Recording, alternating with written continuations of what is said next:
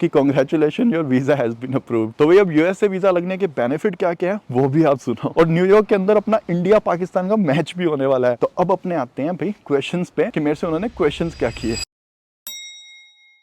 So hello guys, welcome back to my channel. तो USA जाने का सपना हर किसी का होता है। न्यूयॉर्क, मियामी, लॉस वेगस जाने का मन सबका करता है। बट ये सब करने के लिए आपको यूएसए वीजा की नीड होती है। तो फाइनली मेरे को यूएसए का विजिटर वीजा मिल चुका है, जो कि प्रोबेबली पूरे 10 साल का होगा। तो बहुत से लोग सोच रहे होंगे कि यूएसए का वीजा इजी नहीं मिलता, क्या रिक्वायरमेंट्स होती है, क्या डॉक्यूमेंट्स चाहिए होते हैं, जो इंटरव्यू होता है इन पर्सन उसमें वो क्या क्वेश्चन पूछते हैं। तो सारी चीजों के बारे में इस वीडियो के अंदर अपने बात करने वाले हैं। सो बिना टाइम को वेस्ट करें, लेट्स स्टार्ट दिस वीडियो। तो सबसे पहले अपने बात करते हैं वीजा के बारे में। तो जैसे आप गवर्नमेंट की वेबसाइट पे जाओगे, आपको 3 टाइप्स मिलेंगे। सबसे पहला होगा B1, दूसरा होगा B2 और तीसरा ऑप्शन आपको मिलेगा B1 B2 का। सो B1 बेसिकली बिजनेस वालों के लिए होता है। B2 के अंदर आप किसी मेडिकल सर्विसेज के लिए यूएस जा सकते हो। और ज्यादातर लोग B1 B2 चूज करते हैं, जिसमें दोनों ऑप्शंस आ जाते हैं। सो मैंने भी B1 B2 चूज किया था। तो जैसे ही आप यूएस गवर्नमेंट के ऑफिशियल वेबसाइट पे जाओगे, आपको सबसे पहला स्टेप जो करना होता है वो DS-160 फॉर्म भरना होता है। तो इस यूट्यूब पे आपको बहुत सारी वीडियोस मिल जाएगी स्टेप बाय स्टेप। कहीं पे आप कंफ्यूज हो रहे हो क्या डिटेल भरनी है, तो आप वहां से देख सकते हो। बट मैं आपको वो चीजें बताता हूँ जो वीडियो देखने के बाद भी मेरे को प्रॉब्लम्स आई थी। सबसे पहली चीज, जब भी अपने फॉर्म भरते हैं ना, और उसके बाद जब अपने इंटरव्यू देने जाते हैं, उसके बीच में बहुत सारा टाइम आ जाता है और हमें कभी कभी याद नहीं रहता कि हमने फॉर्म में क्या भरा था। तो इस प्रॉब्लम से बचने के लिए आप सारे स्क्रीनशॉट्स लेके रखना कि अपने फॉर्म के अंदर क्या चीजें भरी थी। सबसे मेन वो आपसे आपकी डिटेल्स पूछते हैं, आपकी फैमिली की डिटेल्स पूछते हैं, आपने कहाँ कहाँ वर्क किया, वो सारी चीजें आपको मेंशन करनी होती है। प्लस आपके जितने भी सोशल हैंडल्स है ना, वो भी उन्हें बताने होते हैं कि आप इंस्टाग्राम चलाते हो, फेसबुक चलाते हो। और आपको सिर्फ 30 दिन का ही टाइम मिलता है इस डीएस फॉर्म को एडिट करने का। उसके बाद आपको डीएस फॉर्म जो है वो वापस से भरना पड़ता है। इसको लेके भी बहुत से लोगों के कंफ्यूजन होता है, वो भी अपने वीडियो में आके बात करेंगे कि मैंने भी ऑलमोस्ट फॉर्म भरने के 10 महीने बाद अपना इंटरव्यू दिया। जो लोकेशन मैंने भरी थी उस लोकेशन पे नहीं, दूसरी लोकेशन पे जाके। तो वो भी बहुत बड़ी हेडेक थी, उसके बारे में अपने बात करेंगे। तो अब अपने बढ़ते हैं आगे डॉक्यूमेंट्स पे। तो डॉक्यूमेंट्स की अगर अपने बात करें ना, तो वो आपको ईमेल भी करते हैं कि भाई ये सब कुछ लेके आना। तो मैं थोड़ा सा आपको ब्रीफली बता भी देता हूँ। आपको एक तो DS-160 फॉर्म का कंफर्मेशन पेज लेके जाना होता है। दूसरा आपका स्टडी परमिट है, वर्क परमिट है, आप परमानेंट रेजिडेंट हो, आपका जो भी स्टेटस है कनाडा में, उसका प्रूफ लेके जाना होता है। एंड थर्ड चीज आपका पासपोर्ट। और अगली चीज मेरे को अंदर आके दिखानी पड़ रही है, ये यूएस वीजा के लिए जो फोटो होती है ना, ये डिफरेंट होती है। आप देख भी सकते हो स्क्वायर शेप में है। तो कनाडा में ये स्टेपल्स नाम की जगह होती है। वहां जाके आप उन्हें बोलोगे कि मेरे को यूएस वीजा के लिए अपनी फोटो चाहिए। उन्हें पता होता है कि कौन से डायमेंशन में आपको खींच के देनी होती है। और उसके बाद भाई आपका इंस्ट्रक्शन लेटर भी आपको चाहिए होता है, जिसके ऊपर डेट, टाइमिंग, लोकेशन सब मेंशन होती है। और साथ में आपकी वीजा फी की जो रिसीट है 185 USD की होगी, जो वो भी आप साथ में लेके जा सकते हो। तो इसके अलावा आपने खूब सुना होगा, लोग कहते हैं कि आप अपना ऑफर लेटर लेके जाओ, सैलरी स्लिप लेके जाओ, ये करो वो करो। भाई यूएस गवर्नमेंट आपको नहीं बोलती कि आप ये सारी चीजें लेके आओ। बट अगर आपको अपने मन की तसल्ली के लिए, या फिर आपका केस कुछ एक्स्ट्रा ऑर्डिनरी है और आपको कुछ वहां पे प्रूफ करना पड़ता है, तो आप साथ में कैरी कर सकते हो, वो मना नहीं करते। तो ये मैं भी अपने एक्स्ट्रा डॉक्यूमेंट्स लेके गया था कि कल को कोई प्रॉब्लम हो तो अपने उन्हें दिखा सकें। अब अपने बात करते हैं कि मैंने इंटरव्यू कहाँ पे दिया। आपने ये चीज खूब सुनी होगी कि कनाडा से यूएसए का वीजा बहुत इजीली मिल जाता है, बट डेट्स जो है ना इंटरव्यू की, वो इजीली नहीं मिल रही। मेरी जो पहले अपॉइंटमेंट थी ना, वो टोरंटो के अंदर थी, जो कि 2025 की थी। तो मेरे से भाई 2025 तक तो रुका नहीं जाना था। उसके बाद मेरे को वैंकूवर की अवेलेबल डेट्स मिल गई थी जनवरी की। तो 11 जनवरी को मैं वैंकूवर जाके अपना इंटरव्यू दे के आया हूँ, जो कि सक्सेसफुली हो गया। और इतना अच्छा लगा था सुन के जब उन्होंने बोला कि congratulation your visa has been approved. So अपने स्टेप बाय स्टेप बात करते हैं, क्योंकि बहुत से लोगों के हेजिटेशन होती है कि पता नहीं वहां जाके क्या ही हो जाएगा। मैं ब्रीफली आपको बताता हूँ। सबसे पहले जब आप जाते हो, आपका वो फॉर्म चेक करते हैं, आपका पासपोर्ट देखते हैं, और उसी टाइम वो आपको बता देते हैं कि अगर आपका डीएस फॉर्म जो है वो अपडेट नहीं है, पुराना है, आपने जगह चेंज करी है, तो नया फॉर्म भरो। तो मैं एक स्टेप आगे रहा था, क्योंकि फॉर्म भरने में लगभग आधा घंटा लग जाता है। तो मैं लास्ट नाइट ही अपना नया फॉर्म भर के ले गया था, क्योंकि बहुत सी चीजें चेंज हो गई थी। मैंने अपना डीएस फॉर्म भरा था 10 महीने पहले। सो उसके बाद मेरे को नीचे ज्यादा वेट नहीं करना पड़ा। मैंने उन्हें बोल दिया मेरे पास नया फॉर्म है, तो सीधा ले गए। फिर वो अंदर ले जाके सबसे पहले वो आपका स्टेटस चेक करते हैं, आपका वर्क परमिट है, स्टडी परमिट है, और उसके बाद आपको ले जाते हैं ऊपर, जहाँ पे कि आपके बायोमेट्रिक्स होते हैं। और बायोमेट्रिक्स में लिटरली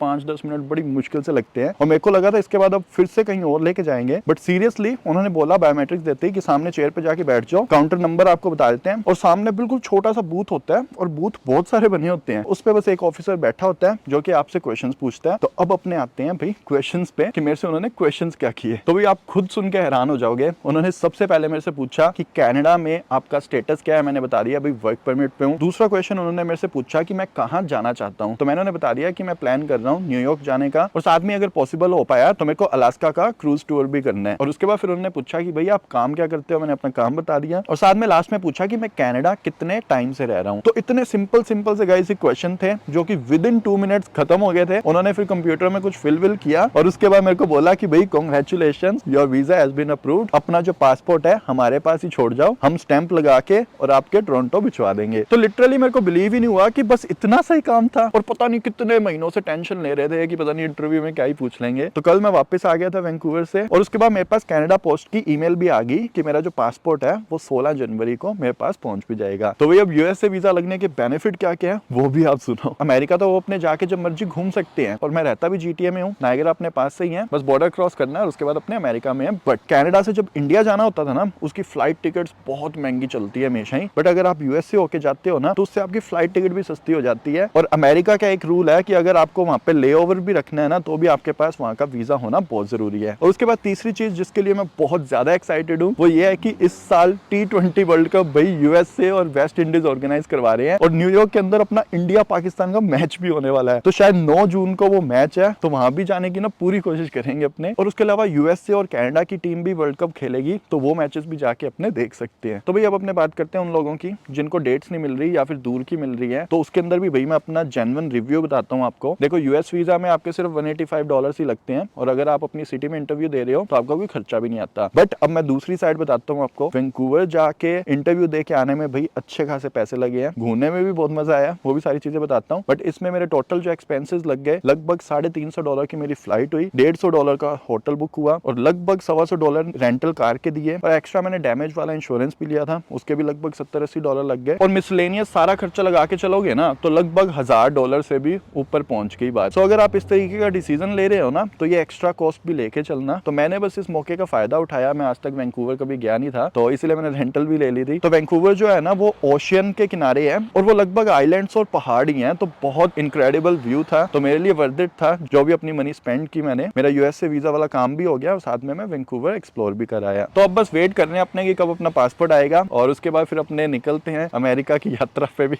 आप कमेंट सेक्शन में बता देना अगर आपको कोई सिटी रिकमेंड करनी है कि सबसे पहले अपने यूएसए कहाँ जाके आए। तो ठीक है गाइस, ये सब कुछ आज की वीडियो के अंदर। अगर वीडियो आपको अच्छी लगी है तो लाइक जरूर कर देना और जाने से पहले चैनल को जरूर सब्सक्राइब कर लेना। अपने मिलते हैं नेक्स्ट वीडियो में, तब तक के लिए goodbye and take care.